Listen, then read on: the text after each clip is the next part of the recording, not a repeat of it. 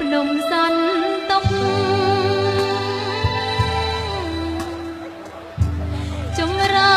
ចម្រងវាស្រែវាស្រែស្ទឹងសែនអូកាត់រលដែលខាដីចំ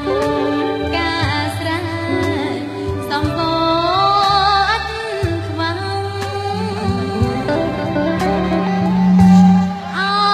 ស្ទឹងសែនអើយស្ទឹងសែនស្រុកខ្មែរខ្ញុំយំអត់លហើយចង់ឃើ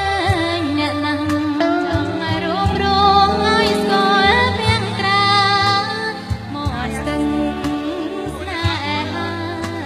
ស្ទឹងសែនខ្មែរ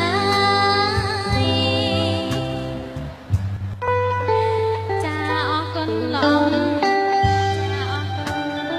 បាទស្រឡាញ់ណាស់បងប្អូនស្រឡាញ់ណាស់បាទខ្ញុំសូមជម្រាបថាកញ្ញាទូចសុនិចបាទមិនសូម